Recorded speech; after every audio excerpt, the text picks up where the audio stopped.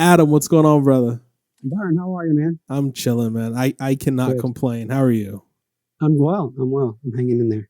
Dude, that's the only place that we can is just, hang in That's cuz all we got. That's it. COVID. It's different, man. It is Um different. I mean, the fact that we live very close to each other and this is the way that we have to have this podcast is it's very different. It is. Cuz I And, mean, I think like the way of the world now is just different. Being in the creative realm, yeah, being in like this kind of industry, the arts, like whatever you want to call it, everyone is kind of like shifted a little bit. right. And I feel like I was already kind of doing this sort of thing uh, from the safety of my own place. Yeah. If I could do it remotely, like I was going to do it remotely, it's just easier. But it is funny how everyone's kind of either scrambled or they've adapted. I think it's the latter. I think it's the adapting.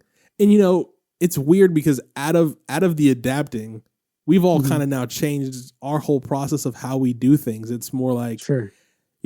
I am able to now basically find different avenues of getting the best camera, the best guest, all remotely. There would be Right. no way pre-COVID that I would have been able to get some international music singer or a DJ who's coming on Yeah. in the coming weeks. There would have been no way, That's true. like pre-COVID. Now everybody's home, or they're kind of like, I still need to get my content out. How do I do Sure. that? So Yeah. it's different.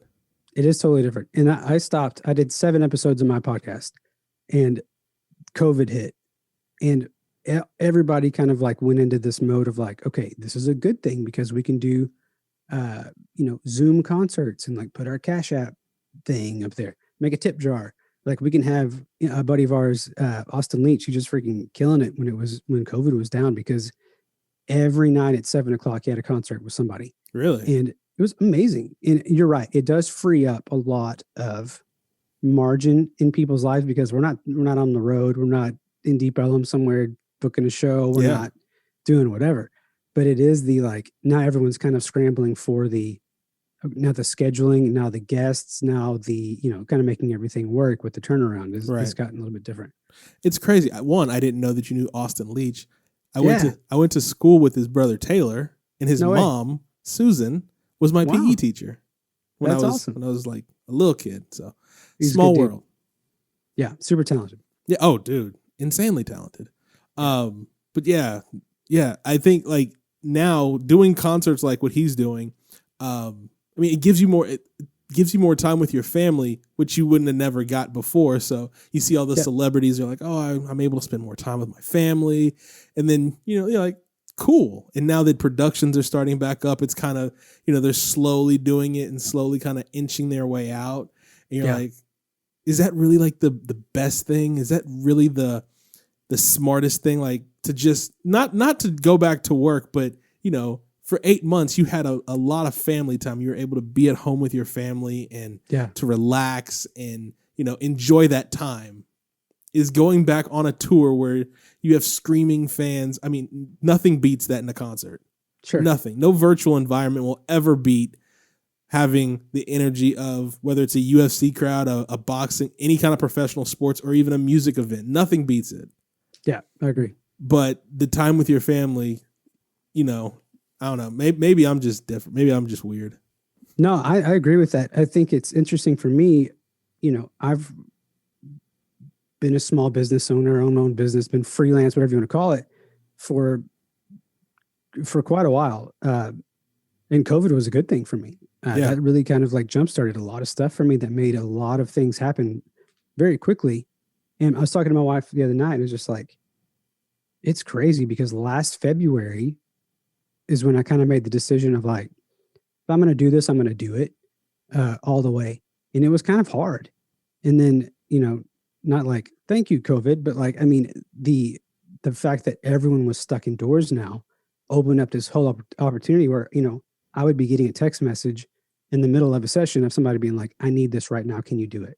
Right. And I'm like, I'll get to you. And it's good to have those kind of problems, but the live piece of it. So I have immune deficiency. So crowds and sickness and, change of weather and things like that, I'm already afraid of. So it was one of those things where it seeing people, and this is going to sound kind of, I don't want it to sound bad, but it's like, I almost don't want it to open back up.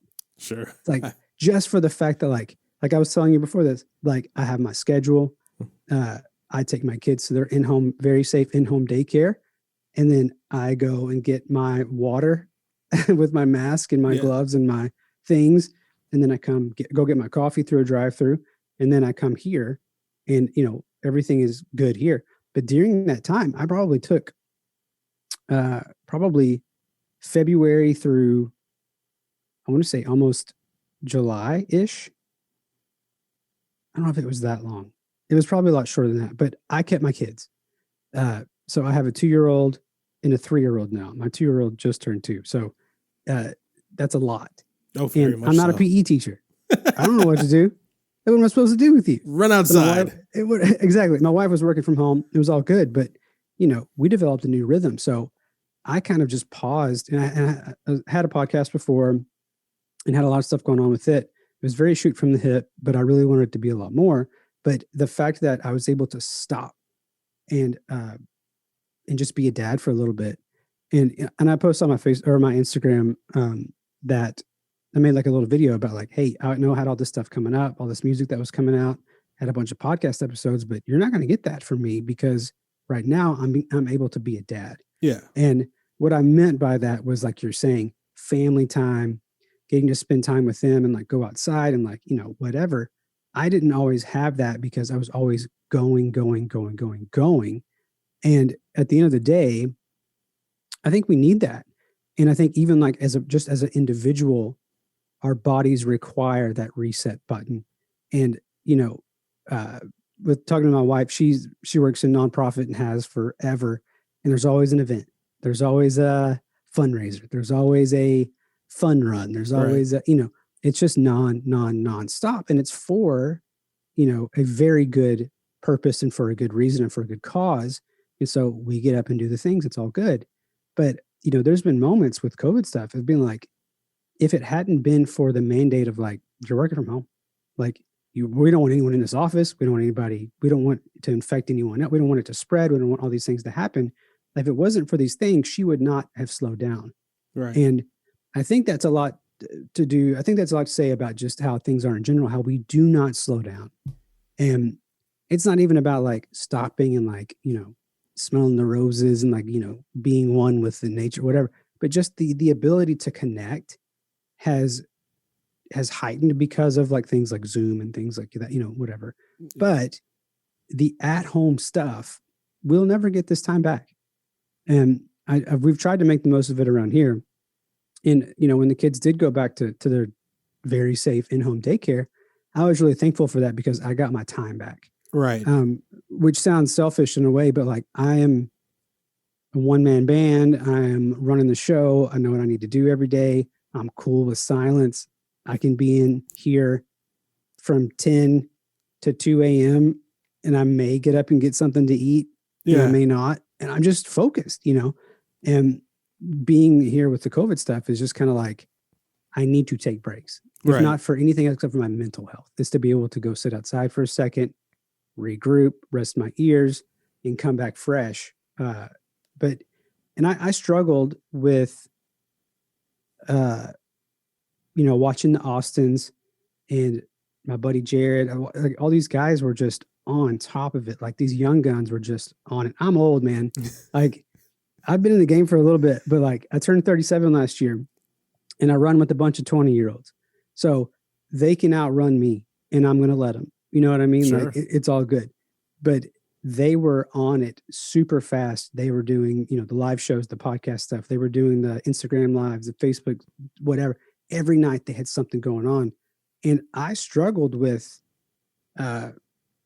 really kind of finding my place in that because it was like, does anybody really want to hear me anymore? Or like, do I need to put out anything? I did put out a record, which was fun to do during COVID because it was like, there were no rules. Right. And then, then all this stuff happened, like the George Floyd stuff started happening. And then there's all of these things that compounded itself to where it actually pushed my creativity down farther in a personal sense. Okay. And I didn't want to do a podcast because I don't want to talk about the situation that's happening in the world. I don't want to talk about riots. I don't want to talk about conspiracy theory. I don't want to talk about political things that were going on.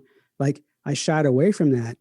But by doing that, I started working on other people's things that it kind of like changed my perspective to like be able to focus on their work versus me and my work. Right. Like the reason I even got started in doing any of this stuff.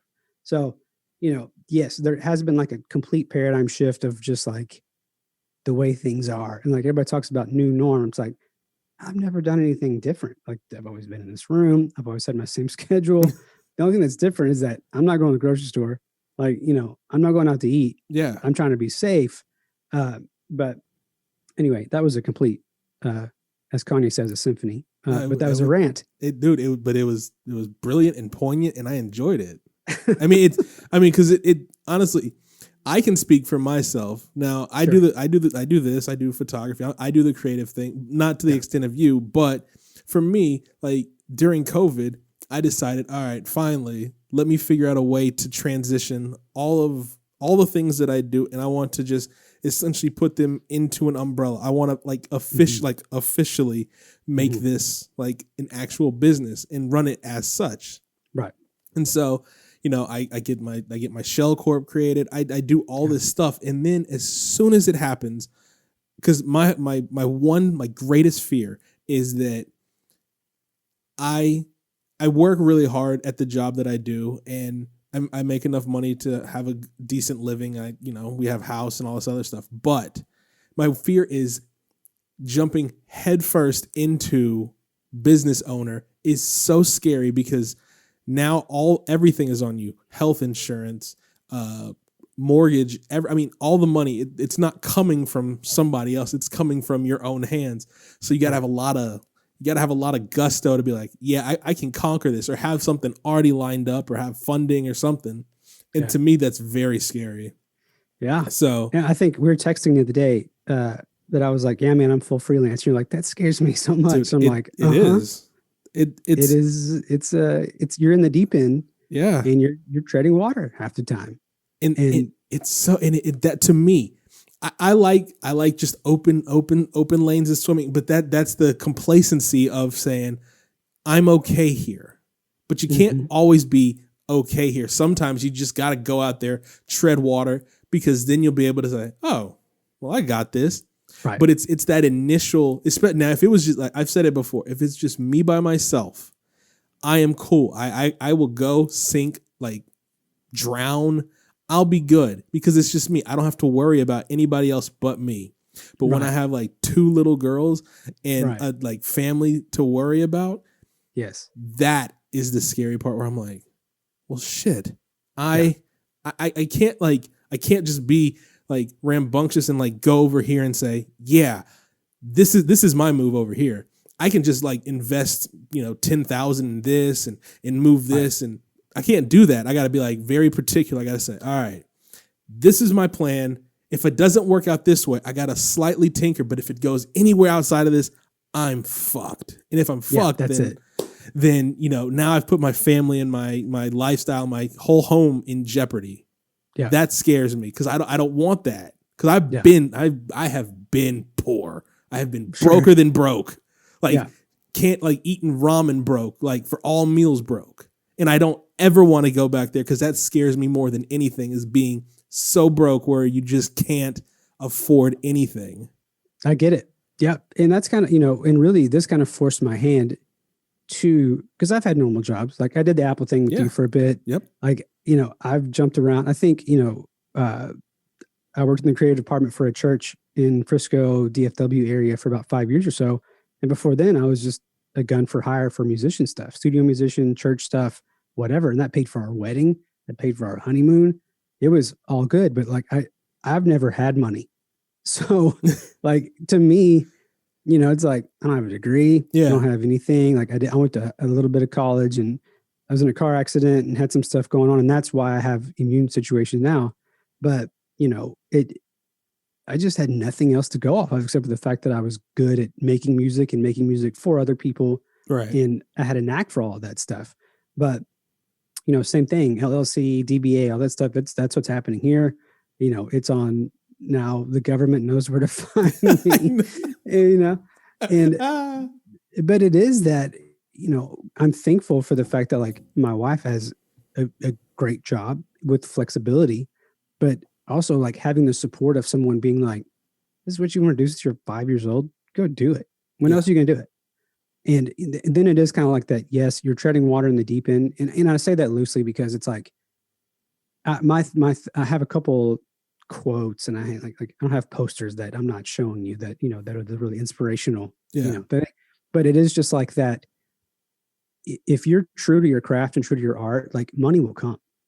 And, if you're just doing it for the dollar, you've already missed the point, in general. At least that's what I think, because the times that I've been like, you know what, if I just suck it up and go do XYZ, and like, I published some things for a company out of LA for a couple of years, and you would work for months and have nothing. And then all of a sudden you get a big check in the mail, and then it's like, I've made it. And then you're like, oh crap, this goes towards all the bills I couldn't pay before. So I'm back to square one. Yep. So it is that thing of, it's the balance of being like, so that's kind of like my thing. Like money will come if you're just honorable to your craft and to who, like, it's about the people, really. Yeah. The people that you're serving, the people that you're actually doing things with and for. But also, like, I've chosen, and I'm not like this brilliant. I didn't come up with this phrase, I'm sure, but it just hit me when I made Pragmatic Sound Co. was that it was going to be about collaboration over competition. Because with our industry, with your photography stuff, like, how many photographers are there? I mean, I could throw a dart out this window right now, and there's probably a photographer that will come shoot pictures of me and my kids. Exactly. So it's one of those things where it's like, okay, do I want to go against the flow, or do I want to be a part of the flow? So then it's like with musicians, they're a dime a dozen. Yep. And again, me coupling myself with a bunch of 20-somethings that are all super talented, all playing shows, all independent artists, all these different things. I was watching them kind of, I was going to do a show on Friday, but so-and-so has a show too. And I need to really have this person be in my band, but they're also playing with this person in Austin, and then they're not going to be back in time. I'm like, why aren't we doing this together? Right. Like, why are we fighting? And it is because I'm 15 years older than them or more, but it is the fact that it's like, I've been there to where you just want to get your product out so fast and so quick, and like just be present in all the things. You're gonna get run over because it's so saturated. But my thing was like, the zoom out for me was like, why aren't we doing this together? Like, this shouldn't be a competitive thing. And it wasn't a competitive thing, but I mean, there has a propensity to be a competitive thing. So I would much rather work with you than against you to complete a common goal. So even with like the COVID stuff, and even with like political movement stuff, and like, everyone has an opinion and they're entitled to that. Right.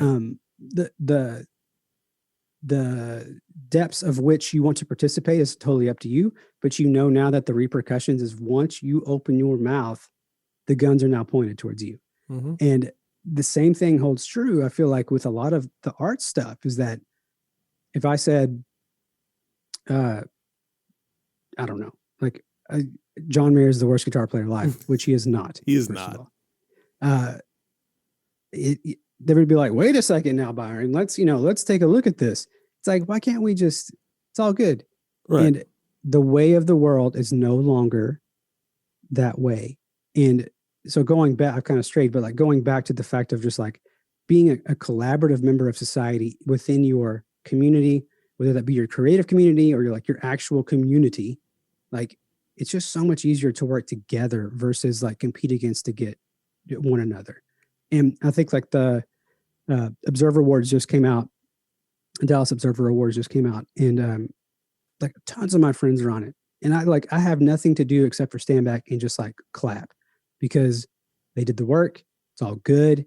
It's amazing to see your friends succeed. And I think that's the piece that like a lot of the younger cats are not catching on to, is that when you're able to see your friends succeed, you're able to succeed as well.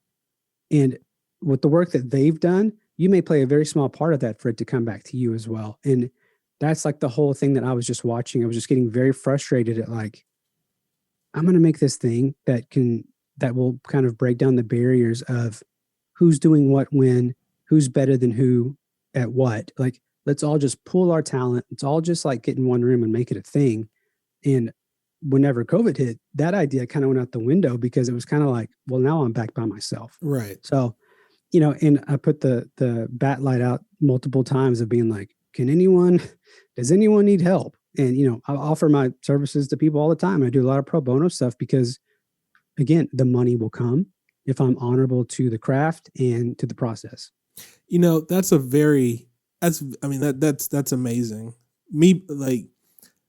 have done, I don't know how many pro bono things as far as photography, and it's for the love of the art. It's for the love of the craft.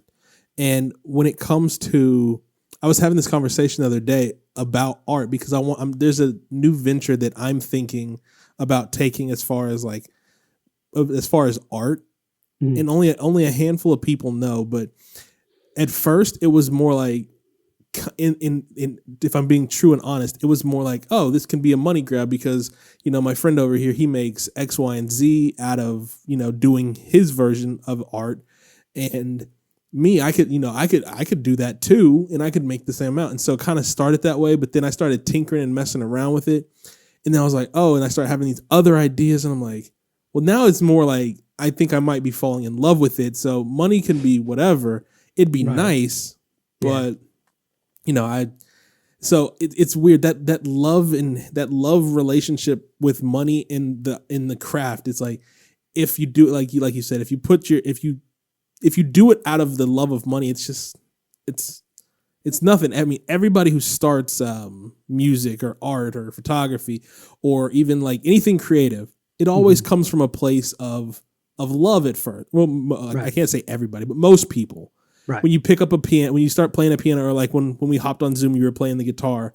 That all started out of a place of either your parents saying, "Hey, you might like this," you eventually fell in love with the music, and then now it's like, boom, like this is what you do forever. Yeah. For me, I didn't have, I had no one. Someone just so happened at a church that I grew up in, they so happened to be like, "Hey, you should come like volunteer your time in the TV department." And that was like my introduction to like TV recording, like putting stuff on television. Yeah. Like, and then it was like, okay, well, there's this guy, he takes photos. And I'm like, oh, okay, that's cool. And I didn't think I'd ever do anything with it. Graphic design, that was my first job. Didn't think that I would do anything with it. And now it's here. And I'm like, yeah, okay. Isn't that crazy though? Like, I think if you are, I don't want to like get too like poetic and like too deep with it, but I think it's whenever you are just in your lane doing whatever your calling is really supposed to be. And that doesn't have to be a spiritual thing. That could be just in anything. Yeah. But when you just press forward towards that goal, that all of a sudden you look up and you're like, well, I made it. Like, yeah, I was eating ramen for every meal and I had no money and I was XYZ, but now look at me. You know what I mean? Like, it's like, I think you have to always be able to have that in your rearview mirror and not forget those times. But, you know, yes, there's been a lot of things that, like, I was lucky enough to grow up in it. My family had a band. We were in church. We had a Southern gospel group. I grew up in a recording studio that belonged to my uncle. I inherited a lot of things that like he was doing, and he would call me for session stuff. And like, he was using old school reel to reel, you know, like old school tape. And, you know, he just, like, maybe he saw something in me that I didn't know was there yet. Like, I played drums since I was about 4 or so, which I was actually the drummer for my family's band at 4. So people were like, "Oh, that's really cute." I'm like, no, I was legitimately like on a platform playing a drum. And so it was not only instilled in me, but like, you know, I think it's also like this talent and this knack that I've been able to mature and nurture over an amount of time. But, you know, spending a lot of time with my uncle who saw something in me to be like, go push that button over there. Yeah. And I'm like, this button? He's like, that button, push it. So even with my son, he's 3, about to be 4, like, he plays drums around here. He plays guitar around here. If I'm doing session stuff that I know that he's not going to screw up, it's not, you know, not a big deal, but it's like, hey buddy, go grab that real quick, or go push that, or like, go move this or whatever. Because I want him to understand, like, not like, yes, this stuff is expensive, and yes, this is vintage, and there's things that you cannot do. I'm sorry, but there's things that you can do. And I Right. want you to know why and how that you can do it in a way that is not only instilling something that's fun for you to do with your dad, but also something that may be nurturing something that I've not even seen yet from you, you know? Yeah. And it does take one of those things where, you know, you saying that, you know, you didn't even think about it. It just kind of happened. It just kind of came to fruition. That's just what it was. And I think there's a lot of us that are that way. And some of us, you know, I meet a lot of guys too. I was talking to a guy actually this morning. I'm on message boards all the time. It's, man, it was something that I used to just be so against being in forums and groups and stuff like that. Right. Because everybody has an opinion. And, you know, you may say, I think this whatever program is better than this program. But, you know, and it really, all that stuff doesn't really matter. But like seeing the young guys that are kind of being like overlooked with their opinion, I was able to kind of like start talking to a guy and just find out that like he's a ballet dancer from Chicago. Oh, wow. And he didn't have anything to do right now. So he learned how to play guitar. And his girlfriend actually lives in Cedar Hill, which I thought was hilarious. Yeah. Like, just how random is that? But it, now like we're messaging back and forth and he's like, do you think this is any good? Like, of course I think this is good. Like, you pursuing anything is good. That is healthy. Like, is he the next Stevie Ray? I have no idea. You know what I mean? Like, and that's not my place to be like, I don't know, bro, you should really work on your scales. That's not it. And so I think like when you can find things to nurture, like doing the pro bono stuff and like doing the things that will not only educate yourself, but gives yourself an opportunity to like grow a little bit and nurture something that may be coming out of somebody else. I think that is what we are supposed to be doing with our craft and our talents that we've been given. Yeah. Even if like, I didn't go to school for this, I didn't, you know, whatever. I can read music, but I can't read music. And that's a good and bad thing. It's just, I learned my way. But the same thing is like, no one told me no. Like no one said, that's not how you do that. No one was discouraging. Everyone has been encouraging in my life, in terms of like my craft and like what I want to do and what I want to be doing. So like, I want to be able to pay that forward as corny as that may be, but it's like, it's super, super important that we do that. Exactly. For those around us. Yeah. I mean, like there's been, again, I can only speak for me, but there's been so many people who have been discouraging. Like, why do you do this? Why are you like, you're not going to be the next Joe Rogan. Your podcast isn't going to blow up. And I'm like, well, I didn't start it because I wanted it to blow up. I started it because I didn't have anything like, oh, I can't bother. I can't like you. I can't call you or just like text you some random thing. Like, I don't know. Here. Okay. This is what I was going to bring this up earlier. Why are people who are 800 pounds, how do they get the money to get so fat? Where do they get the money to eat so much food? Like, you're 800 pounds. How do you start out? You're like 220. Where do you get the money? I mean, you're talking hundreds of thousands of dollars. Where do you get the money? Like, I can't in the middle of the afternoon, just like as soon as that pops in my head, like text you and be like, hey, Adam, fat people, like extremely obese people, where do they get the money? How do they continue their fat habits?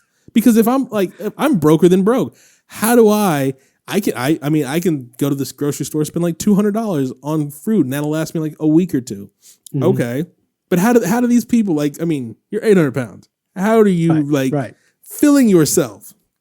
So like, I can't just, because you like, if I text that to you, you'd be like, Byron, what the hell's wrong with you? Like, what is going on? It's just like the shower thoughts subreddit. That pops into your head. Yeah, like and they're either during the shower or like watching a TV show, or like your kid my kids. I mean, they pop off and say something like that thought came from my kid. My daughter was like, we were talking at dinner or something the other night, and she was like, I don't know how we started talking about like overweight people. She's like, oh, because she wanted like more food. And we're like, no, you're gonna end up, if you eat more, you'll be big as a house.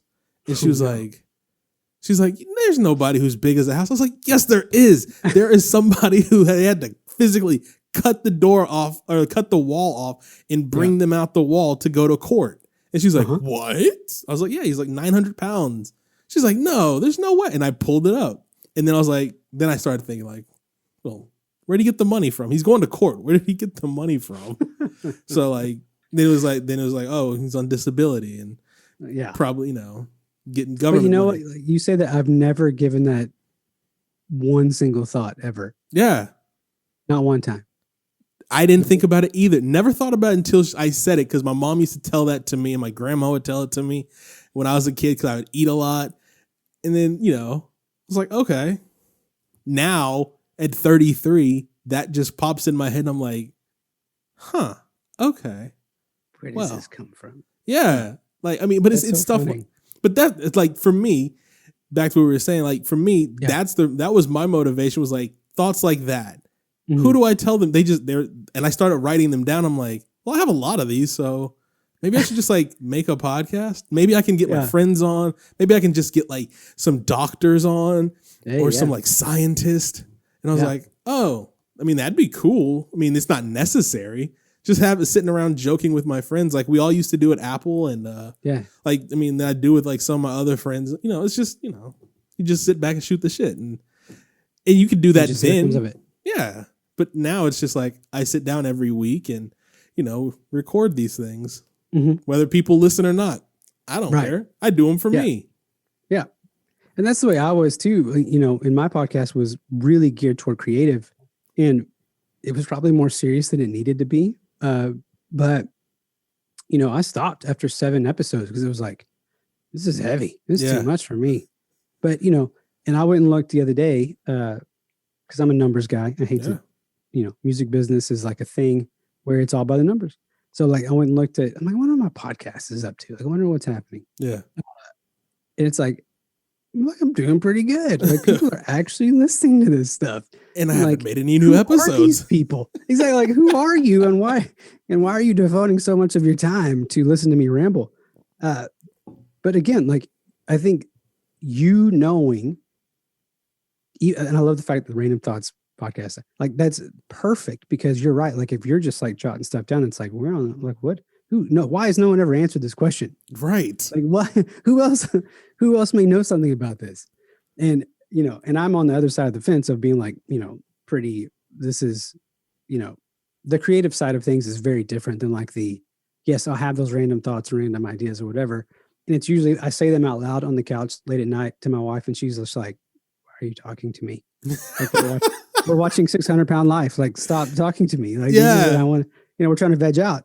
And I'm like, have you ever thought about, whatever it is? Yeah. But there's those things that's just like, you have to have an outlet. And for this is your outlet. Yep. And, you may get some crazy sponsorship now from A&E or whatever it is. Like, I'd welcome it. A&E, if you're listening. Hey, anybody, I'm here. We could talk about it. It's awesome. Yeah. Yeah. Honestly, now that we're sitting here talking, I'd really like to talk to one of those people like on my 600-pound line and just ask because I'm just more curious than anything. I mean, it can be like 5 minutes, but I'm just more curious, like how. But do you think that going there is insensitive? Even from a curious standpoint? Well, no, I mean, okay, so the people on my I don't watch that show religiously. I mean, I've seen like one episode, but like people who are that huge, obviously it is a point either whether you want to lose weight or you're just like stagnant, you're just okay with where you're at. Like clearly you signed up for a TV show because you want eyes and attention. Right. I'm not trying to give you negative eyes and attention. For myself, I'm just more genuinely curious than anything. How did this start? Like for you, I'm like, Adam, I didn't even have to ask. How did you get into it? Now I know how you got into like the music and it was your family. But like, if you're that big, how did you get that big? Like, was it a traumatic experience that happened or, was it that your parents were really rude to you and withheld food from you? And so when you got to college, you're like, screw it. I can do what I want. Like, what is it? Like, what was it that to me, it's not insincere because everything I've ever asked somebody, it's just out of curiosity. Yeah. I try not to be rude to people if I can help it. Some people deserve it, but it's just, I'm just more curious than anything. I'm a curious dude. But I think you're right. that show specifically, and I don't watch any other ones, and I don't ever plan to sit down and do it, like to watch any of it. It just, they're on because that's how my wife like unplugs, Yeah, because her jobs are so serious and so heavy sure. with nonprofit ventures and things like that. But it is like, what happened to you? Yeah. Like, how'd you get here? And it is usually some sort of like trauma. Mm-hmm. The thing with like the hoarders, I have questions with those people. Yep. Like, what is going on over there? But same thing, when you start peeling back those layers, the root cause of a lot of that stuff is the fact that they didn't have everything when they were young. So now they have to keep everything. Yeah. They're like, right, we are, we didn't have anything to eat when we were young. So I just overindulged whenever I was able to do blah, blah, blah, blah, blah. So, but you're right. Like, I went to Starbucks today and got 2 drinks, and I think it was like 13 something bucks. And even me, I was like, God bless. Like, what the, like, why? Yeah. And why is this so expensive? So now, like, so now that our kids are getting older, I don't know how old your girls are. How old are they? They're 11, about to be 12 next week. And that's crazy. 10, sorry. So 11 and 10, 12 and 10, really. Yeah. So, when your dinner bill went up, whenever they started eating more, you noticed that. Oh, yeah. Oh, like, that just happened to us not that long ago. My kids are freaking young, but they eat and they're growing. Mm-hmm. But it's like, how did we just spend $29 at Taco Bell? Like, how did that even happen? Yeah. And they eat it. Oh, yeah.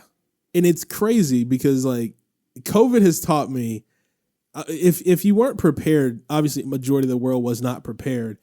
But if you were, you look at what you were spending, because, like, you would send your kids to school and sometimes they'd eat like the school lunches. Sometimes you'd pack them lunch. But now it's more like, okay, well, now I'm more fearful about everything. So I'm packing them lunch every day, the healthy snacks, giving them all the vitamins and everything that they need, like celery, raw cucumbers, like tomatoes. They get it all.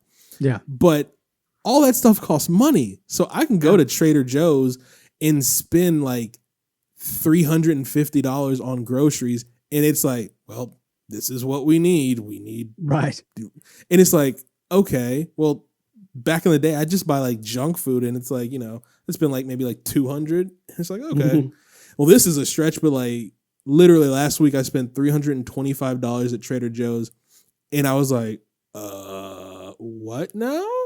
And that was the first time I'd done that. I was like, God. Yeah, it's not hard to do. And we try to pack, like, my wife's a big cook, so she buys, not in like bulk is not the right word, but like, we'll do, I think like the grocery store is my least favorite place to go. I don't know how you feel about it. Dude, I love cooking, so gosh. I hate shopping at the grocery stores, but like when I'm there, I'm like, okay, cool, let me meal prep this, and this.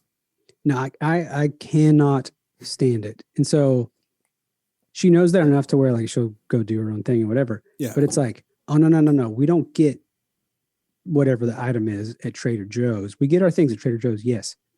But Aldi, they've got this over here.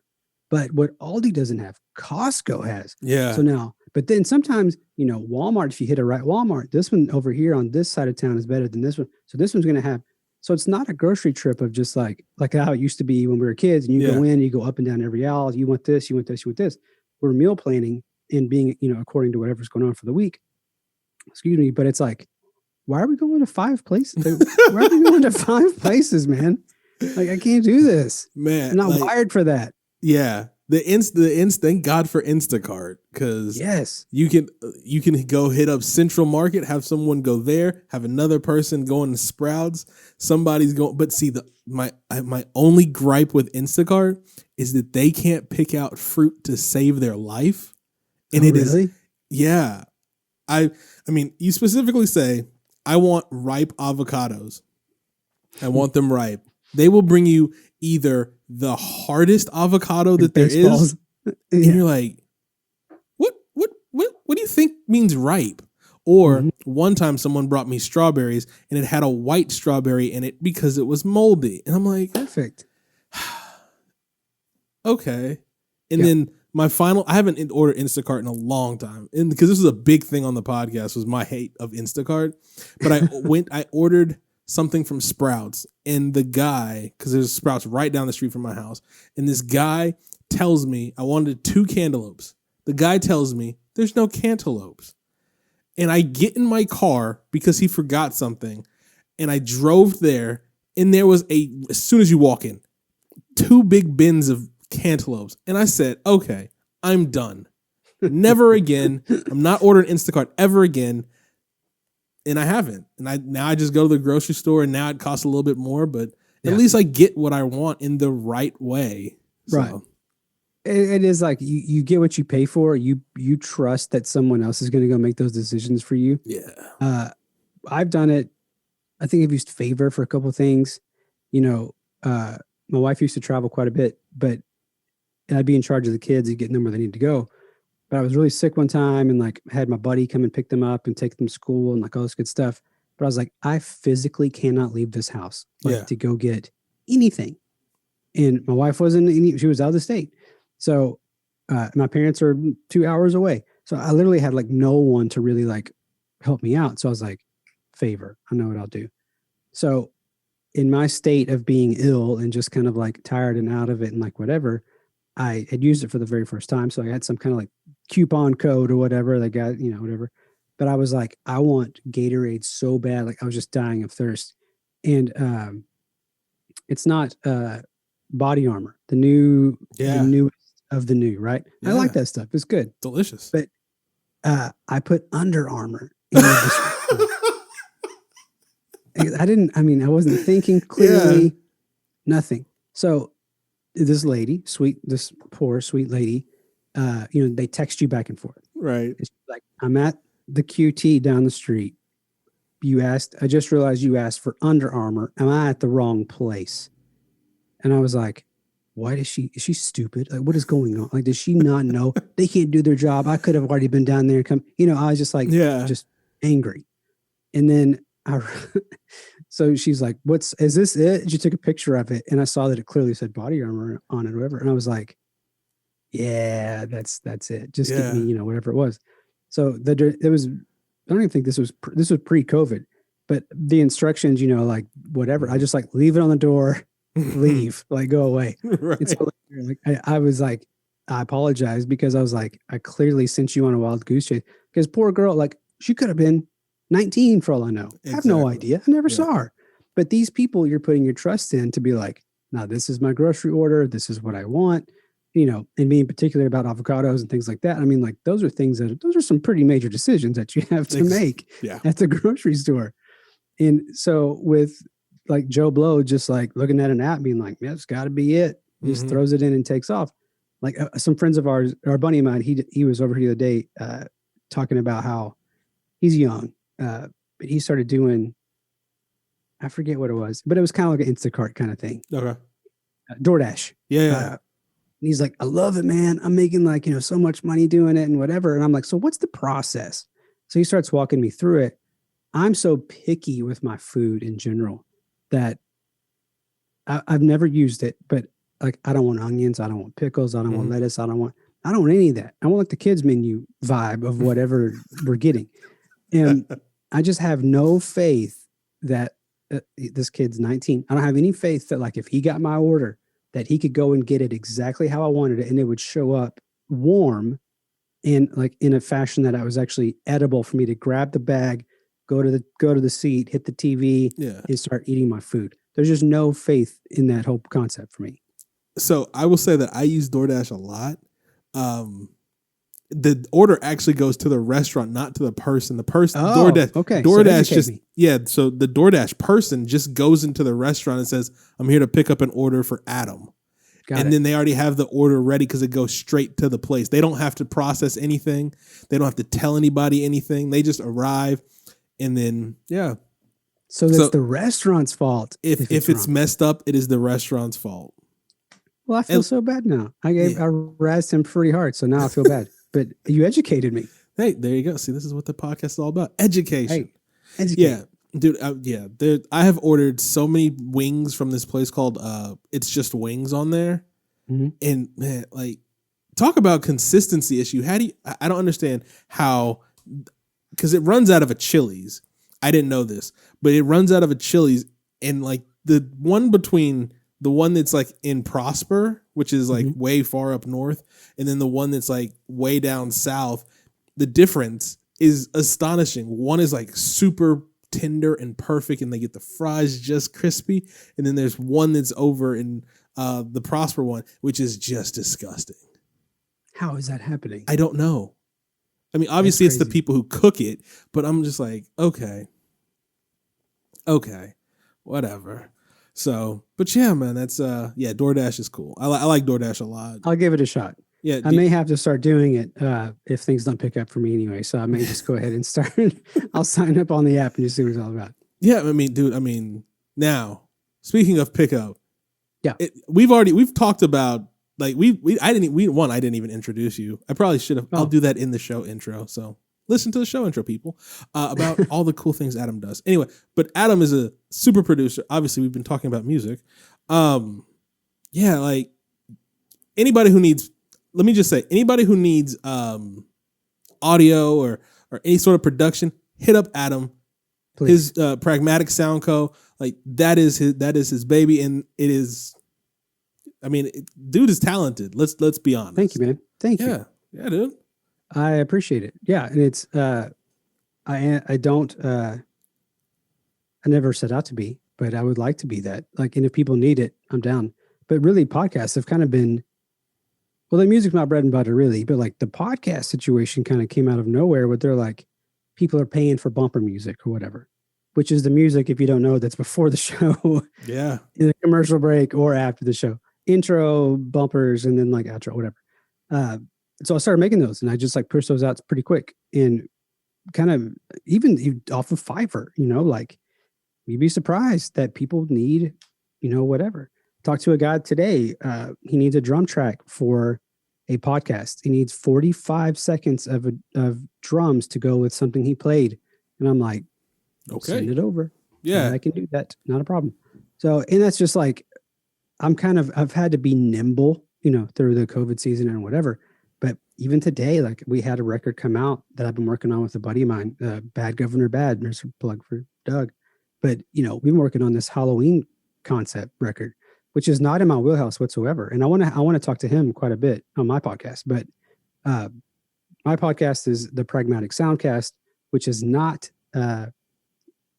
it's about as clever as the Dave Matthews Band name, because I just took Pragmatic Sound Co. and made it Pragmatic Sound Cast. Yeah. But I've kind of stopped doing that, but it's still out there, whatever, if you want to check it out. But, he had this great concept of, he's like way into John Carpenter films, like super slashers and like, the whole 80s vibe, like that kind of thing.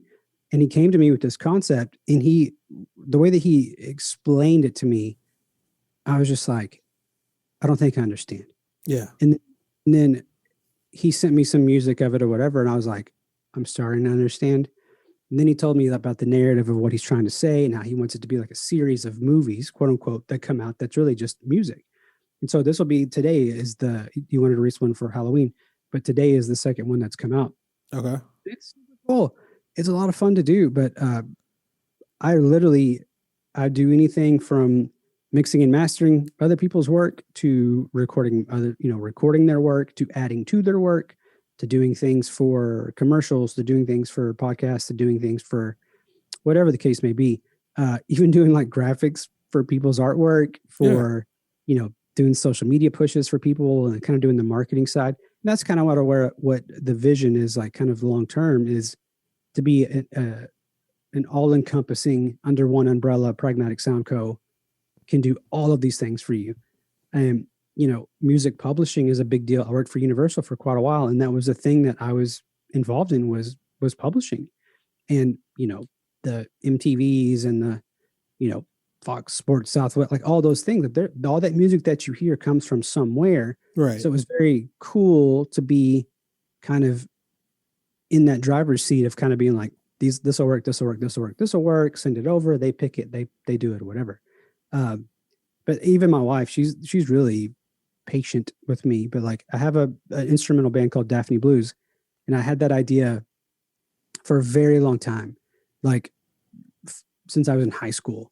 Because Daphne Blue is just a color of a Cadillac that Fender guitars picked up and started spraying all their guitars that specific color. So it's blue, but it's not blue. Yeah. Like, depending on the situation. If it's in a smoky bar, it gets all like grungy. if it's left in a closet, it gets all pretty and whatever. So kind of like the juxtaposition of like Daphne Blues, people think it's like female for the most part, just because of the name. Yeah.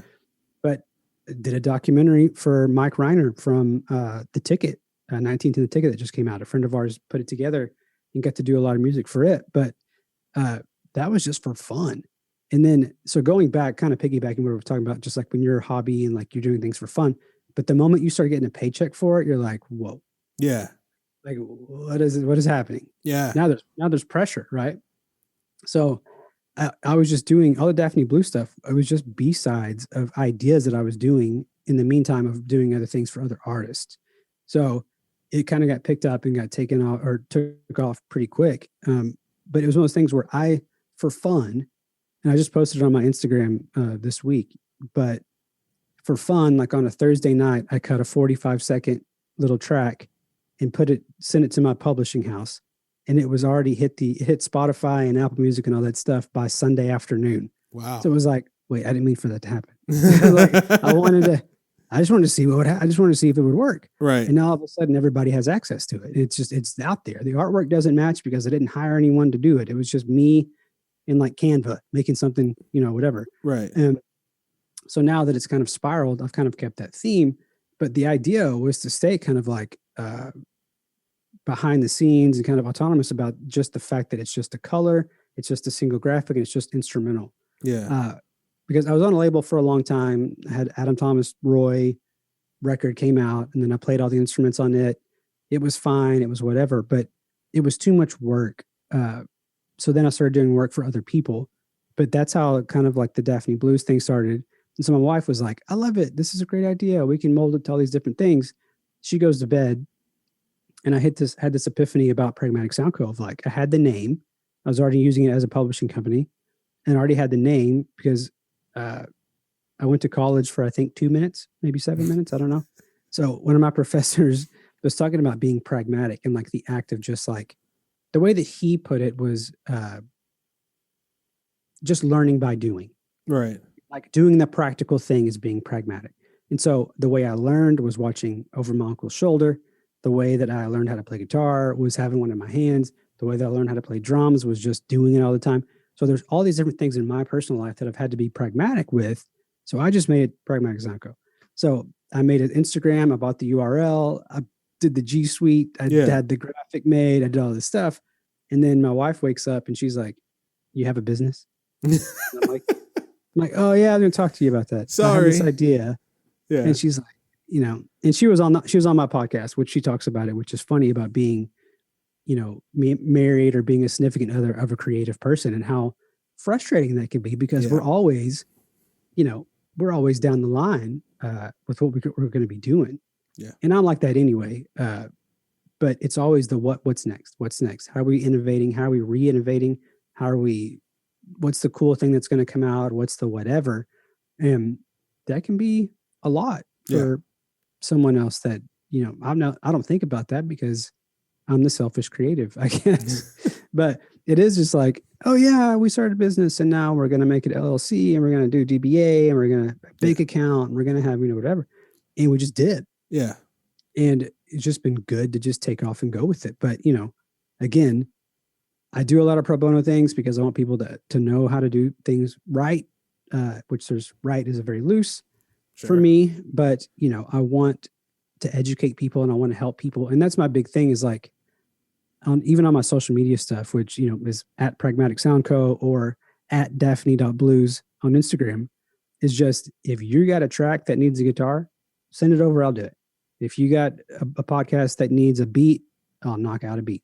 Like, and pricing and stuff like that is always subjective to what the scope of work really is. Sure. But it's really more about just saying, I'm here to help. Yeah. And, and creating that community, like we've been talking about, like creating that creative community of being like, I would love to be on your podcast. I want you to be on my podcast. Like, there's some things that's like, let's help each other out in this community. And, that's why I started doing what I was doing. Dude, I remember really close, might have been January or February. I think it was pre-COVID. When we first started talking, you were like, dude, love the podcast. Yeah. And you're like, yo, you should, can I make some music for it? I was like, yeah. And then you sent me over one of the Daphne Blue tracks, and I absolutely fell in love with it. I never used it because I was like, God, I don't want to, like, you created that, like you made that for you, like that is something else. I would never want to just like open up this show, like that's not how that works. But man, it was, I don't know which number it was on, but it was called I don't have 3. any idea what it was. It was called 3. Yeah, yeah. That was absolutely off the first EP. Yeah. Yeah, dude, I absolutely loved it. I was like, oh my God. Yeah. I every now and again I still have it in the email. Every now and again I will pull it up and just be like, God, I want something like that. Because I've been still honestly recently, because I changed the logo of the podcast. I've been recently like, man, I need to hit up Adam and figure out a way to get like an actual like new show opener for you.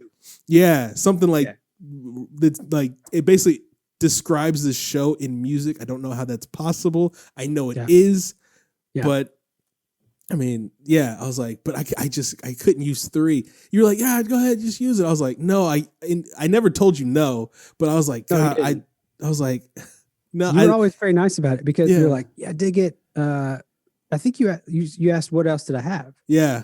So I was like, oh, I'll send you over some stuff. And honestly, if you cut it up and used it and never said anything, I'd be like, it's all good, man. Whatever. So but I thought about doing that and like just like cutting up, because like the intro right now is like 19 seconds, 20 seconds tops. And the outro is like maybe like 20 seconds too. And I'm like, okay, well, I could chop it up, make it the same, make it just like sound amazing. But I was like, you know what? Me personally, as a creative, I love that track just so much that I'm just like, you know what? No, I'm not going to like do that. I'm not going to ruin that song because it to me, it's pure. It's like messing with a Jackson Pollock. You just don't do it. You may see a little something off and you're like, oh, I wish I had just like a little bit of red over here. And you're like, no, I'm not going to touch it because it's a masterpiece made by the man himself. And just like 3 is made by you, it was a masterpiece to me. It's a masterpiece made by you. And I don't want to touch it. I just want it to be and exist. Thank you. I appreciate you saying that. And we can make you something. And I would love to be able to figure out what that is. I think the hardest part with working with people that are musical, but not music, they listen to music, right? Yeah. And people that listen to music are not necessarily musical, right? So my favorite person to bounce music off of is my brother-in-law, Preston Barnett. There you go. Love him to death. But he knows nothing about music. And that's why he's my favorite person. Yeah. Because he's got the ear, because he listens to music nonstop. Right. And he's amazing at it. But he knows what's good and he knows what's not good. He knows what he likes. He knows what he doesn't like. So I bypass a lot of people in that I could send things to and just send it straight to him because like he'll give me the truth, be like, that's pretty dope. I'll be like, it sounds like whatever. And I'm like, oh man, he's so right. So I love using the non-subjective or the subjective people that are not really integrated into the actual scene, as it were. Right. So, but people are like, I've got an idea for a song. I'm like, okay, great. What is it? Like, what's the concept? I got my pen and paper ready to go. What's it sound like? What's it, whatever. And a lot of times people can't articulate it because you don't know it until you hear it. Yeah. And I love that about music. And I love that. So that record, that was my first EP. That was made in our house in Dallas. Most of this stuff in this room and behind me did not exist at that point. It was the most bare bones, stripped down situation for what it really should have been. And they're all one takes. And really? That's why I'm proud of it, because it was just riffing and just things came out of it. And it's cool because my kids want to listen to it, which is fun to me. But like I made a song for my son, his name's Arlo. It's called Low. But he was beatboxing in the bathtub one night. So I grabbed my phone and recorded it and then synced it up and then made a whole song about it. Yeah. And, like I've put my daughter's voice in certain things and I've put, I've tried to integrate things for them or with them so they'll have it. And as my wife and I were having this conversation last night about like, where are we going? Where's Pragmatic Sound Co going? And really it started, the whole thought process was I need to start making music again because I'm not done it for myself. And I've been on top charts, top 10 instrumental charts regionally for 2 years. And I think that that's awesome, but it was not a goal and it was not intentional and it was not something that, was even on my radar. And then, to be asked to do some music for a pretty high level documentary and get credit for it and all that good stuff. Like it wasn't even on my radar. Yeah. But, same thing. I let her just, here's my catalog, take whatever you want. And she picked whatever worked for the pieces in the film. And that was that. But that EP specifically it's important to me and it's special to me because it was just let's just see what happens. And it was a lot of one takes, a lot of mistakes, a lot of noise. It's not it's not $1 million record. And I say that all the time about, I've released a lot of singles and I have a lot of partners that I play with now too, that I do a lot of things that are remote, which I love. But if I can do it in one take, I'll deal with a wrong note or like I'll deal with the hissy guitar or I'll deal with the mailman pulling up and you can hear you know what I mean? Like those things to me kind of add to, not take away from. Right. And I think now we're so used to, if you're a radio listener, which I am not, but everything is so polished. Mm-hmm. I think the Billie Eilish stuff, she and her and her brother made that in their bedroom, their child bedroom or kid's bedroom. They still live there too, which is crazy. Oh, really? Yeah, they still live. She still lives in. I guess. I mean, anytime she does an interview, it's always in the same room in her. I guess it's her parents' house. I don't know if she lives there personally, right. But I mean, obviously they do all their recording there because I guess there's so much energy there. They just channel it. So, dude, and that's the kind of like it sounds like. I mean, it's a professionally done record, and so when I used to work at Guitar Center a million years ago, and I remember this was like 2002, 2003, 2002. And I remember them saying, by the year, whatever, there will be a recording studio in everyone's house. And I was like, that is the most ridiculous thing I've ever heard of. Because my background of a recording studio, and probably what people think of when they think of recording studio is what you see on TV, where you see Kanye behind a console, you see Dr. Dre's spot, you see all these dudes that are at, they're at Universal, they're at Capitol, they're wherever. And that's the dream, sure. Yeah, oh yeah. But the reality is that you still got to spend an ungodly amount of money to make it sound professional. Right. But, even this room we got this house with this room, with the idea of this will be the studio because it's perfect for what it is. But treating it, these baffles, things like that, not cheap, like making sure the ceiling's good, not cheap, like, putting the right things where, not cheap. And those are things that the listener, they don't care about. And the listener doesn't care. I'm not changed guitar strings on this thing for 6 months. Right. You know what I mean? Like no one really cares because a lot of it does not matter. And I think like the end result is for me, when I make my own Daphne Blue, when I put my name on it and send it out to my publisher and say, this is when I want it to come out or whatever, I'm kind of done with it. It's like my baby, it's gone. It's yours now. Do what you want. Right. But I'm not thinking about the end result. I'm thinking of just the fact that I sat down, I made it. It was fun. It's a cool tune or whatever. And then I move on to the next thing. But, the general listener is not going to be like, those ribbon mics is overheads. You should have spent a little bit more money. It would be a lot warmer. And that's where I'm at now is I quit caring a long time ago, Byron. Like that's the secret sauce to my quote unquote success. Yeah. I have this conversation quite a bit with people all the time. It's just about, well, how'd you do it? Like, how are you doing it? It's like, I stopped caring about what everybody thought. Yeah. And so same thing with like your podcast success is like, the reason that it's taken off is because you probably stopped caring what people think about what you say.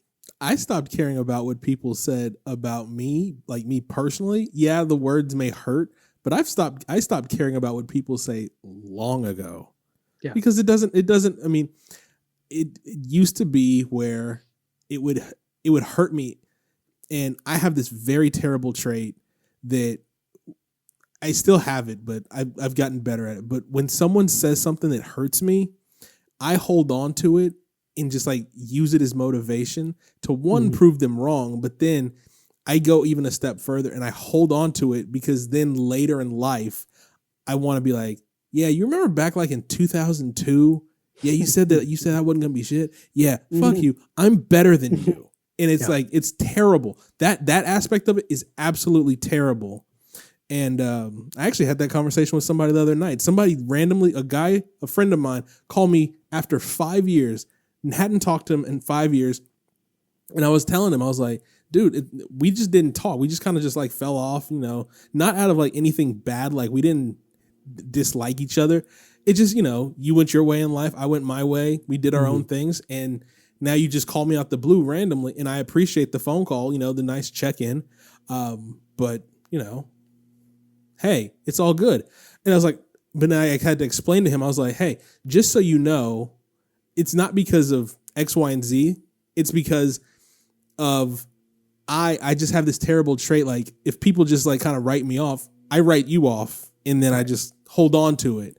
So I don't know. It's that part for me personally is just, I'm trying to get better at that. It's not easy. It's not at all. I think, but do you know anything about the Enneagram? Have you checked that out at all? What is that? Enneagram. The Enneagram or whatever it's called? Yeah, the Enneagram. I've never heard it called Enneagram. I've only heard someone say it like Enneagram. Yes, I do know what that is because I've done it. Have you done it? What number are you? Do you know? I am a 3. Okay, I'm married a 3, so that kind of makes sense. I'm a 6. Okay, so a 6 is a worrier, is high anxiety, high strung, in a negative sense. But on the flip side of that, we're visionary. We see down the road. We know what's coming. We can zig when we have to zag. Like we're nimble that way. But I think we're also combative in a way. We don't like authority. So that's why being my own boss has been pretty great for a while because, authority and I, not awesome. We can be buddies, but as soon as you try to pull whatever, puff your chest out, it's just like, nah, bro, not happening. Same for me. I'm the same way as far as like authority. Like I'm a 6. I'm not a 6, but I'm a 3. But yeah, I'm with you on that. So that's like, the interesting thing for me is that we really, my wife and I really, really studied the Enneagram stuff quite a bit. And I'm no scholar on it. Don't quote me on any of this stuff really, but it's one of those things where you start looking at personality traits and things like that. And you are shocked, or I'm shocked whenever it's like, that's not me. Yeah. And then you start thinking about it and you're like, dang, that is so me. Yeah. It's like, how do they know this? Like, how are they doing this?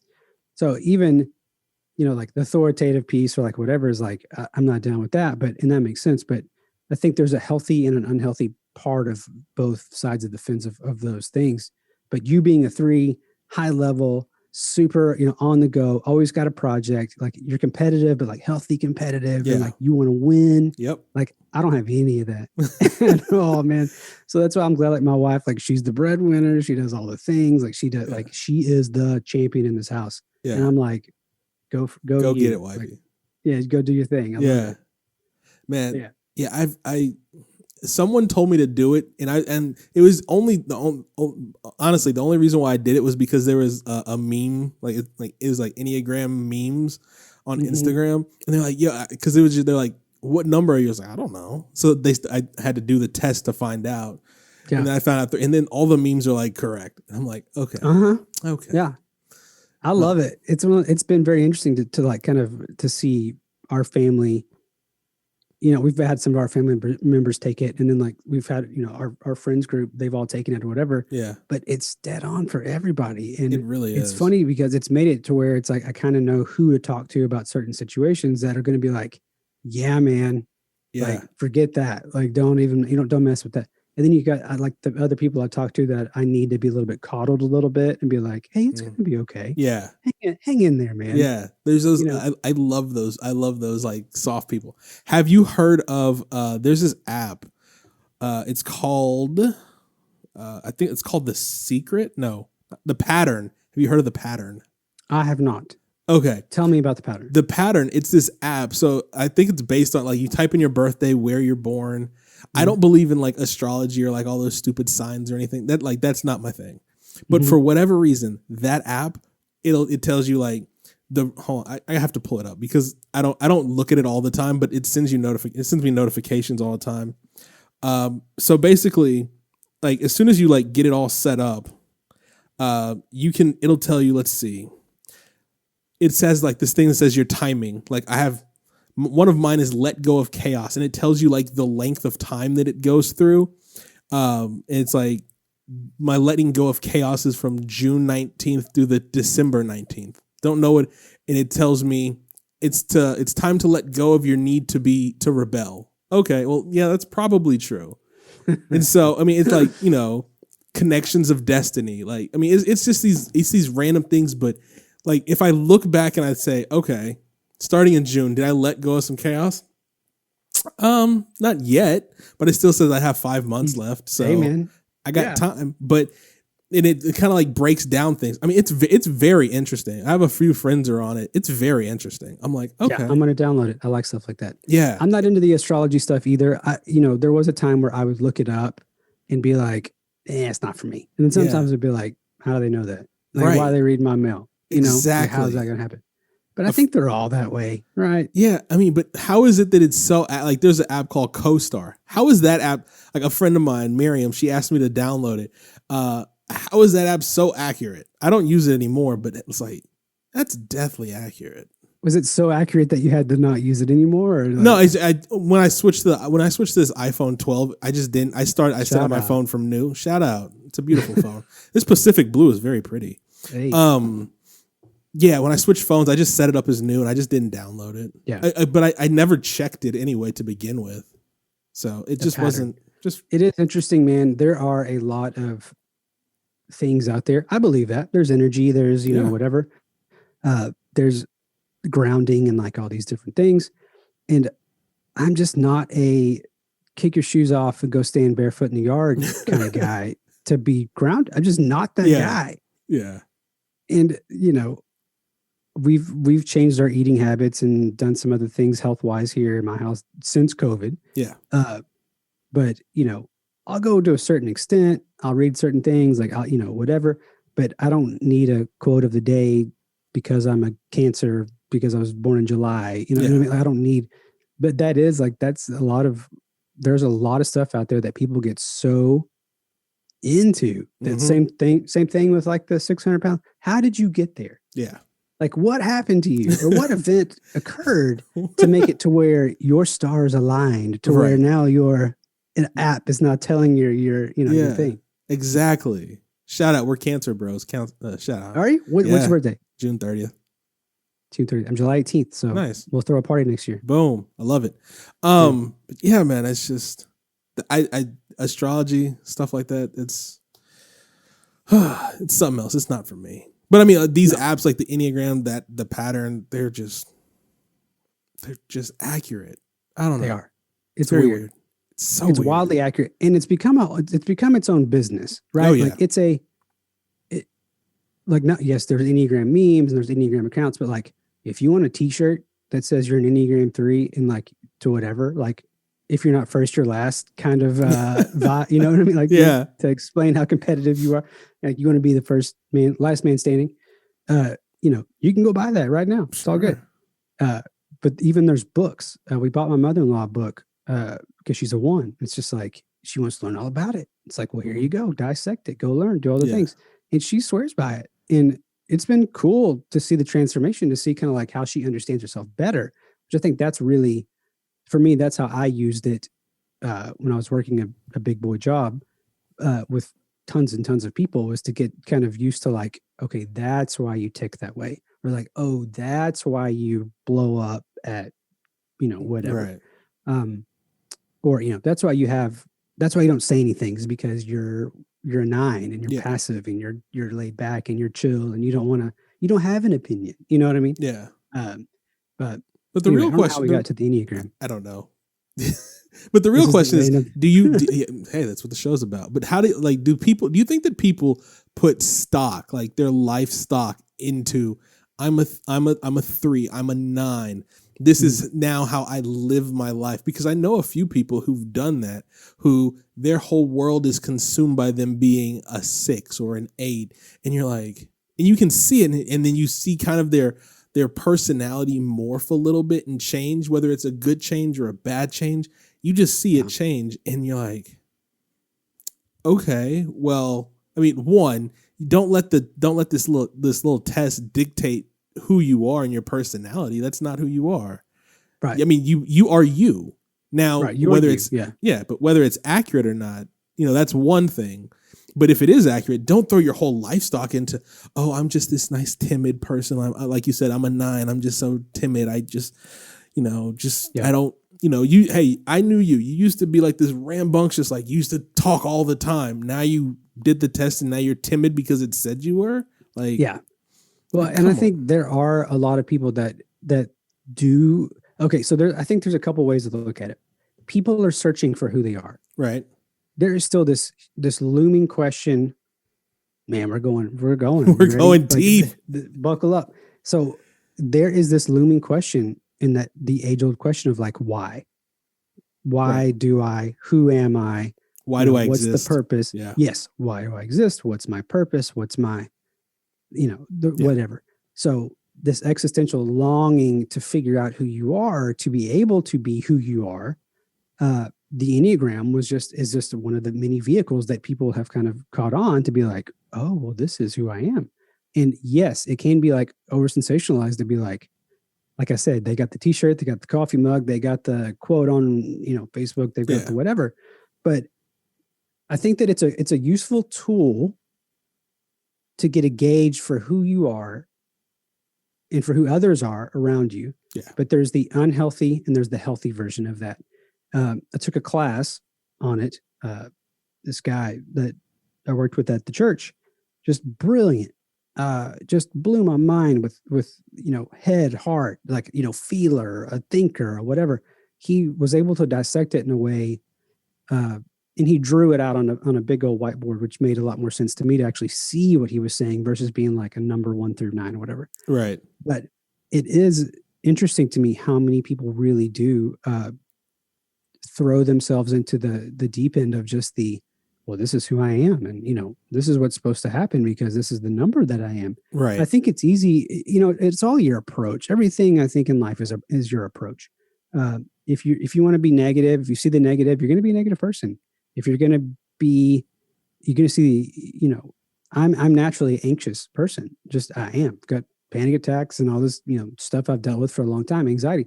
But it's like, if I go into this knowing, if I leave this house after you and I get off the phone or get off the computer, the phone, the Zoom, and if I'm like, if I leave here, if I can get myself there quicker is what I'm trying to say, is that I'm predisposed already thinking that I'm an anxious person. So therefore I'm going to have anxiety.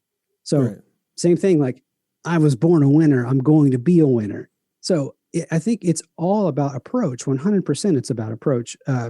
So whether it be in the stars or like in a number or in a whatever, you're right. You are who you are, but your approach to being who you are is the difference between being super inundated in the fact that you are just a number or super inundated in that you're like a sign. Yeah. And what you do with that is your own choice, but I've not really bought in. Like, yes, I see the things and I'm like, oh yeah, that's me. Yep. I can tell when I'm being unhealthy. And I can tell when I'm being healthy and I can tell all these different things, but I don't wake up and kind of, figure out what number I'm going to be that day or what version of my 6ness am I going to be that day. Yeah. But people do put too much stock in anything. Mm-hmm. And it can be a TV show. It could be a line of clothing. It can be a lifestyle of music, it just, the list is a mile long. It really is. And without even getting into political events and the political umbrellas and whatever, but people are already like, they want a platform and they will cling to anything that even remotely looks like something that who they are.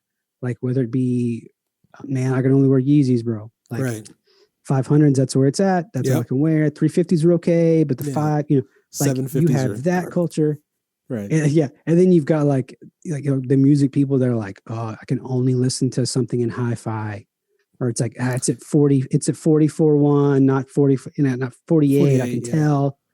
It's like there's constantly, people are always searching for who they are and what they can belong to, but they will cling to anything in search of that one thing, if that makes any sense. It does. And for me, I understand on the one hand, because like you said Yeezys, like me, excuse me, I'll wear whatever. Yeezys, Adidas. I mean, Adidas is Yeezy, but Adidas, Nike. I mean, I wear it all, but it's a joke. But if it comes to matching, if it's not like my head to toe Nike, I'm not wearing it. Or if it's not head to toe Adidas, I'm not wearing. I'm not mix matching. I'm not wearing Adidas shoes with Nike pants. Like that's just not my thing. Yeah, like, you don't do that. Yeah, it's That's just a no-no. Yeah, but like I understand like people putting like all their stock in the thing, but I don't think that's healthy. No, I don't agree. I don't think that it's healthy for someone to go around and say, I'm just gonna put my whole life into I'm a Cancer or I'm a Leo, and like, oh, this is funny. Don't date Leos, but like you don't have to, you don't have to be that crazy Leo. I'm a crazy person stereotype. You don't have to be that, or or whatever your sign is. Yeah. You don't have to be that.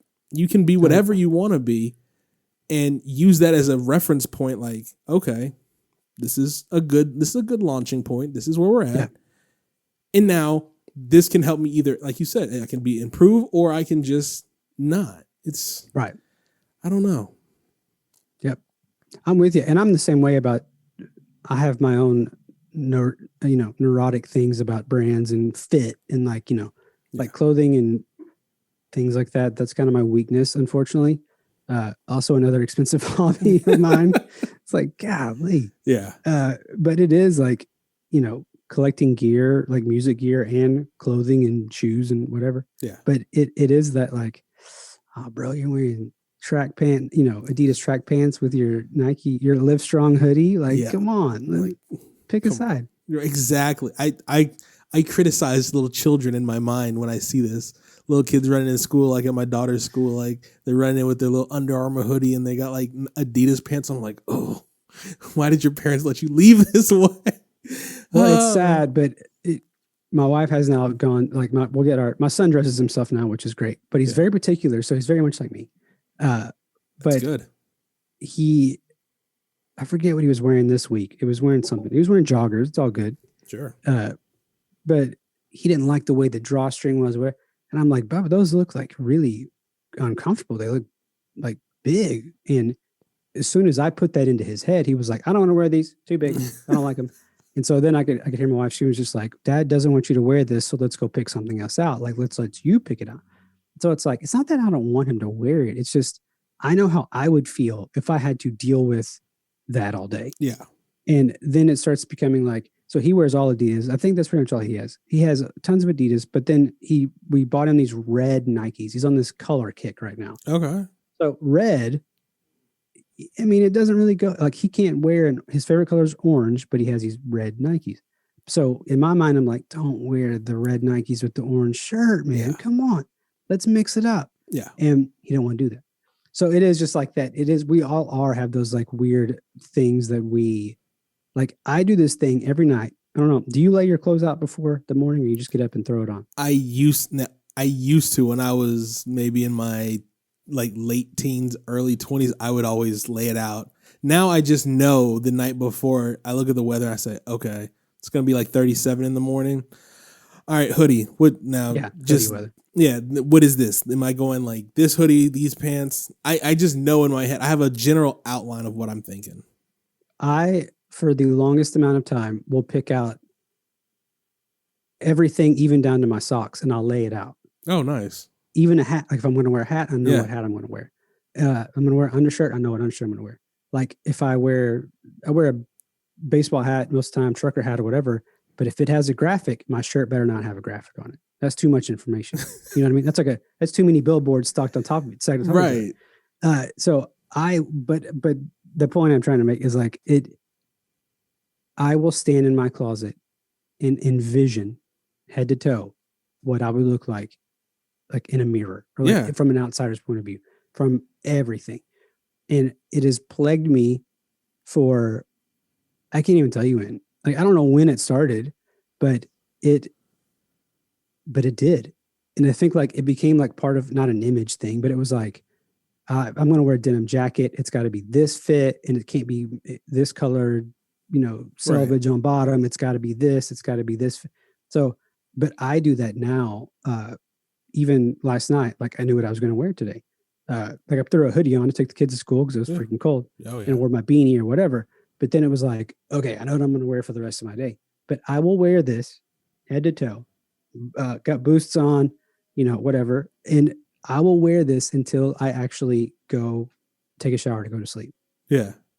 I won't take it off. Like, this is what I will look like all day. And that like drives my wife crazy because like her big thing is like, as soon as she's done, she's changing to comfy clothes, no shoes, taking her hair down, like getting her glasses on, the whole thing or whatever. Yeah. And I'm like, I will look like this at 11:30 at night watching reruns of Dexter on my couch. Dude, yeah, that's I don't want to say obsessive because I mean it's not obsessive, but it's probably borderline. It does teeter the border. It's not there yet, but I low key I understand. Like I just before COVID, I would be okay coming home and jeans, whatever, belt, whatever. But ever since for like 8 months, I didn't wear jeans. Now, as soon as because I have to go to work sometimes, I wear jeans. As soon as I get home, it's back to comfy pants. It's back to like, oh yeah, it's back to sweats. That's funny. That's what I wore the whole time. Summertime, I'm wearing shorts. Now it's kind of colder outside. I'm wearing like Nike pants, like right this second, Nike sweats. And that's me. I want to be comfortable. So now wearing jeans to me is uncomfortable. It's restrictive. It is. Yeah. At least the belt. I also during COVID I lost a bunch of weight. So, awesome. Yeah. So it's my pants don't fit. So a belt is now more of a necessity than it was because my pants are gonna fall if I don't. So now I feel even more restricted because I have to wear a belt to keep my pants up. Because you can't go to a place now and try on clothes because. Oh really? Yeah. That makes sense, but I don't do that. So yeah, I mean, but like I would go to a Dillard's or to a Macy's and they'd have like Armani Exchange jeans. You're like, oh, okay, well, let me try these on. Oh, these fit. Okay. Now you can't do that. So you just got to I got to look at all the tags of stuff that I currently have, hope that they still make it and just order a size down. I'm like, ugh. Yeah. And then like the return process is like, well, again, these sound like very terrible first world problems, which they are. They really do. They really are. But yeah, it's just. But different. It is weird the going back to who you are and like your number and like you can extrapolate whatever you want and you can zoom out as far as you want, but it all kind of goes back to your identity. Yeah. So if your identity is like wrapped up in image, then this is how things are going to go. If your identity is just wrapped up in getting it done and coming home, this is how things are going to go. And so that's like I see things like in my 3-year-old where I'm like, oh man. Like you can wear whatever you want, bro. Like it's all good. Like you're a cute kid. It doesn't matter. Like you can do whatever you want to do. I want that freedom for him. But there's also like, I'm not gonna let him look like a crazy person either. Oh, like, you know what I mean? Like he plays soccer now, which has been a new adventure for us. Very early mornings. And the kid's good. He's the biggest one on his team. But he's made a lot of goals. He's gotten some medals and all this stuff. But he falls down nonstop. I'm like, why do you fall down? And he's like, because I kicked the ball. I'm like, no, you didn't kick the ball. You fell down before you even got close to the ball. Like, what is that? So it's this new trick he's doing, right? Yeah. But that's the thing is like, he knows what he wants to wear for soccer. He wants to wear the hoodie and have his warm up and like, be ready to roll. And my wife will wear like her, workout clothes and like hoodie and like whatever, be good to go. And I will look like this, but like maybe wearing Chelsea's. It's like, what? Like, why am I the way I am? Yeah. Like, what is this? I don't know. But I mean, it is who you are. And I've embraced it. Yeah. It describes Adam. And like, I mean, it couldn't be any other way. Like when we all worked at Apple, I mean, you're obviously in a shirt and you all look the same. The only thing that you have that's different could be jeans and shoes. So shoes then were like the thing, like, okay, I'm going to get a bunch of Jordans, or I'm going to get a bunch of Air Force Ones, or whatever shoe you want. Yeah. And that's how I'm going to define myself. I'm going to define myself like I'm the shoe guy. I like shoes a lot. Like Preston bought a bunch of shoes, like, you know, and it was just like, yeah, okay, cool. Like that's his thing now. Yeah. And now, you know, now we all have different jobs, but you know, now we can be defined more by what we wear and, you know, how we look. Like my thing, I just wear t-shirts. I buy a lot of t-shirts now just because. So I love shoes, but now I love t-shirts too. I don't know why, but I do. A good t-shirt's hard to find. Because then, but then once you found it, you got it, and you got to get that one every single time. Yeah. Like I'm pretty brand loyal. So once I found my brands, I was like, I know what kind of brand jeans I like. I know what kind of brand t-shirt I like. I know what kind of brand, you know, socks that I prefer. And I mean, I'm bad, dude. It's terrible. There's nothing wrong with being a loyalist, man. No, but and I know in my size of is I'm always back and forth. And now that I'm, you know, pushing 40, things are a little bit different. You know what I mean? Like from day to day. So it just depends on what's going on. Yeah. But like for the most part, I'm just sitting here, but like, you know, I feel more comfortable in my own skin when I am in a certain accoutrement. You know what I mean? Like whatever comes with it. If I got the watch, if I got the, like whatever that is, like I just feel like I'm in my element more than if I could very well just sit here in my glasses, bedhead, in like, you know, a t-shirt, a vintage t-shirt, or, you know, whatever it is that I slept in, and then just chill here all day. But I don't know that I'm going to be that on. Like, I feel like I'm a little bit better whenever it's like I presented myself in the way that makes me feel like I am present. Yeah, that makes sense. Because, like, at least when I go do photography, if I'm not wearing a baseball hat, whether it's a Yankees or a Cleveland Indians hat, because those are the ones that I have, or a Dodgers hat, I don't feel good. Like, I feel like the shoot's going to go terribly. So I know what you mean by, like, I know what you mean when you say that. Like, I feel you feel off and you don't feel that you can conquer your day. Right. Yeah. It makes sense. Yeah. And I mean, you know, it goes back to just, well, we've kind of this theme for the last 3 minutes or whatever, but it's just knowing who you are. Yeah. And like being okay with that.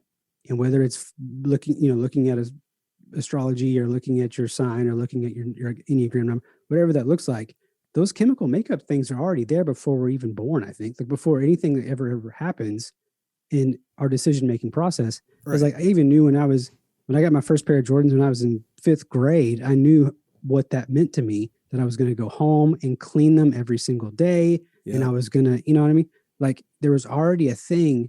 And I think what it was not cultural back then.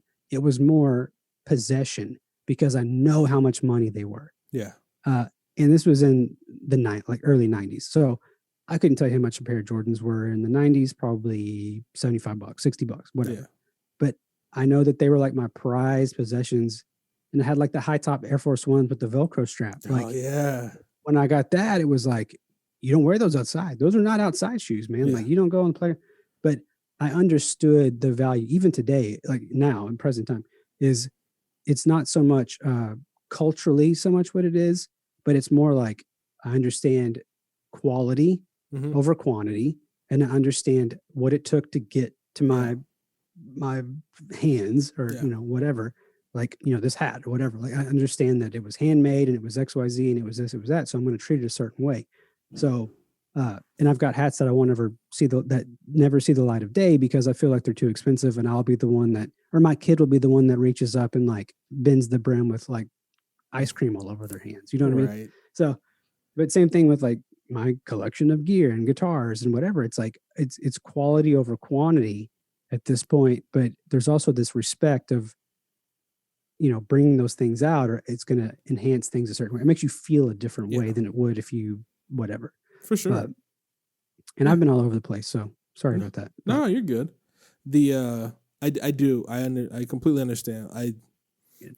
I have like some possessions where I'm like, okay, these go straight back to, you know, crispy clean, you know, new phone, wipe it down constantly, making sure it looks all pretty and stuff. I mean, I understand. Like, yeah. But you see, but it's more like, I know what it took for me, and like you said, I know what it took to get those things, Right. Like when I get a new computer or when I get a new camera, like it's babied for a long time because I know how long I waited, how much work went into getting this, and yeah, and it's like, you know, a kid, they may not respect that fact that it took dad, you know, or it took mom, you know, 3 months to save up to get me this. They don't care about that. They only care that now I have it. And then you try and teach them about the respect, but it's hard because they didn't earn it with their own hands. Right. So, but as a little kid, I mean, if you learn that as a little kid, I mean, props to your parents, because parenting is hard, and teaching and trying to instill that into your kid now, especially in 2020, where everybody gets everything, like iPhones, and they have Apple Watches and all this technology. And then your kid's like, yeah, I want X, Y, and Z. And you're like, yeah, but do you know how much that costs? Right. Do you know, like, I'm going to have to work extra hard, save, and we're going to have to like eliminate, you know, certain things like going, I mean, obviously COVID's done a good job of that, but if it didn't, we can't go out to eat for a week, or we can't go to the movies because I'm trying to save to get you this. Do you understand that? No. Totally. They don't understand that. You have it different than me. Your kids are a lot older than mine, but it is, my parents did a very good job because I think they both had a very humble and meager upbringing in a very, very small town, which is the same town that I grew up in. But it was one of those things that was like, it was a treat if you didn't get a hand-me-down. Right. You know what I mean? Oh, yeah. You know, it's all those things. So now I think, you know, teaching my kids in our circle, our group of friends, they all have kids that are about a year or so apart from ours. So, you know, one of our friends, they're buying like the top of the line. Grandma is going to buy the top of the line, whatever, for little girl. Well, now she's grown out of it. Well, now my kid can wear it. So now it's like, you know, still crispy and fresh. And like, it's like we've done whatever. So we're growing out of that phase. And so now we're having to like figure out that like our kids are very particular and they like certain toys and, you know, whatever, but we make them earn it in, you know, not like in a tough way, but just like stay in your bed at night. Leave your sister alone. Like you'll get a medal. As soon as you get 5 medals for the week, we're going to go to Target. You can pick out a $20 toy. Yeah. And that keeps them going. So it's just, you know, there were times like that when with my upbringing was the same kind of way, but it's like my grandmother, she spoiled us quite a bit, and she's passed now, but it's funny that like she would bring over the JCPenney catalog. You remember the real big ones? The thick one. She'd be like, pick one thing and don't tell anybody else. Like, don't tell your grandpa, just pick it and bring it back. Like circle it, dog ear the corner, and just bring it back to the house. And you'd get it. And every year I got rollerblades. Yeah. I want a rollerblade. You know what I mean? So it's just those things. It's like, I don't know what kids, somebody was playing the Switch the other day. Yeah. I forget where I was, but I saw him. I was like, that's kind of cool. And so I was like, I know nothing about gaming systems anymore, you know, and I actually looked it up to see how much it was. And I was like, that is insane amount of money for that child to have that in their possession. And just walking around, not a care in the world. No. Just like, it's a Nintendo Switch. And then like, it feels like some kids nowadays feel like it is a gimme. Like everybody in school has one. Why can't I have one? Like, are you responsible? Do you take care of what you currently have? Like, no? Well, why would I buy you something for you to just discard it and lose it and possibly leave it somewhere? I don't think I can trust you with that. And then that teaches them now about learning responsibilities and all this other stuff. But the fact that, because like when we grew up, like I'm 4 years younger than you, but obviously we grew up around the same time, but growing up, like another kid saw it. There was no, at least where I was, there was no jealousy. Like, oh, you know, so-and-so has the new Jordan. You're like, oh, that'd be so cool to have them. You ask your parents, but if they said no, the answer is no. Right. Now it's like your parent, you're like, oh, Mom, you know, Tina got the new iPhone 12. Can I get an iPhone? You're like, what?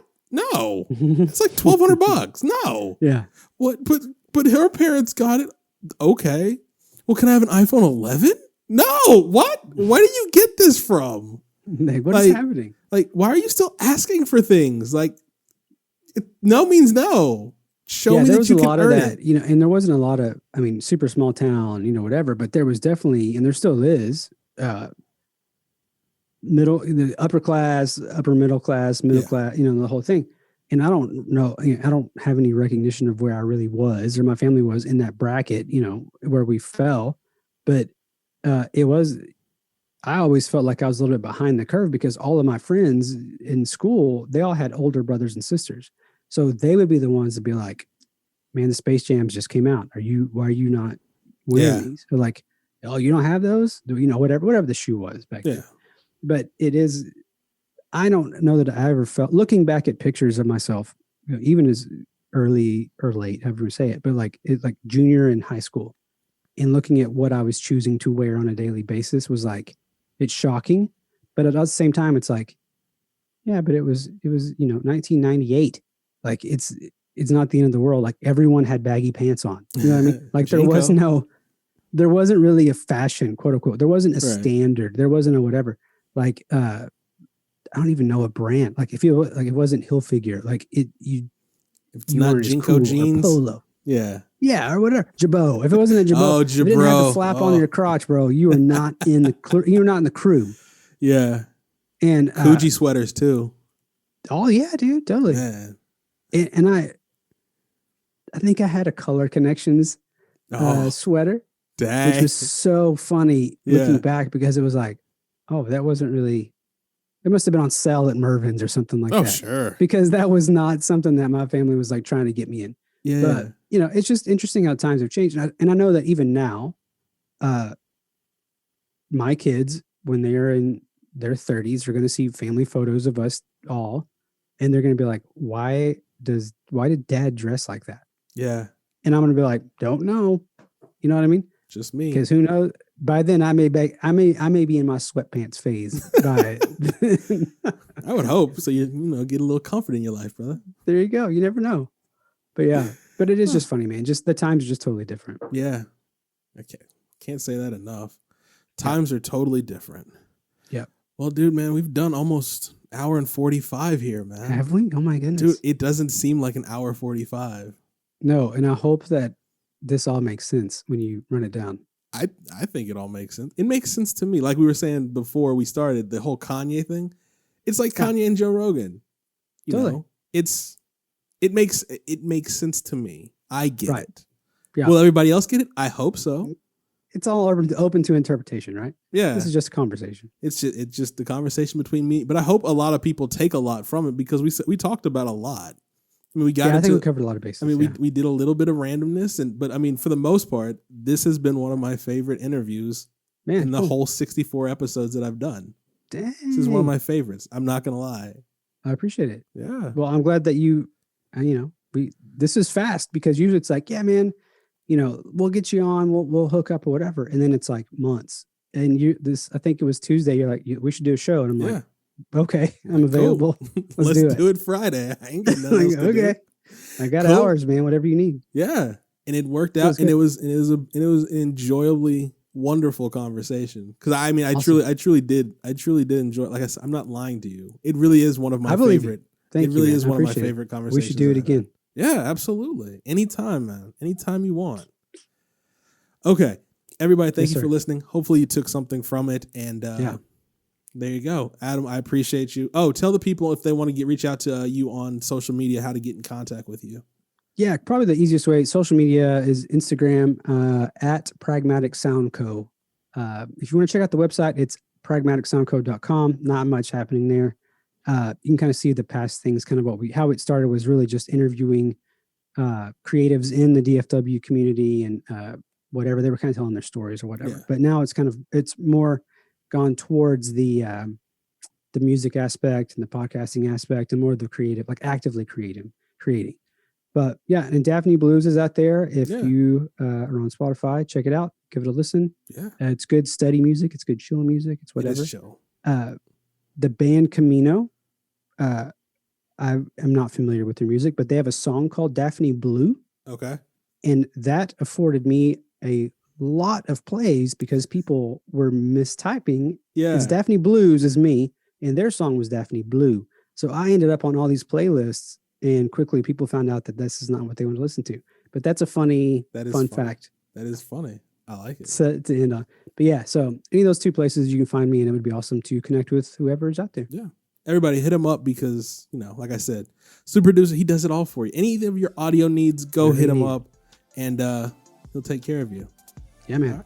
All right. Thank you, everybody. My brother. Yeah, man.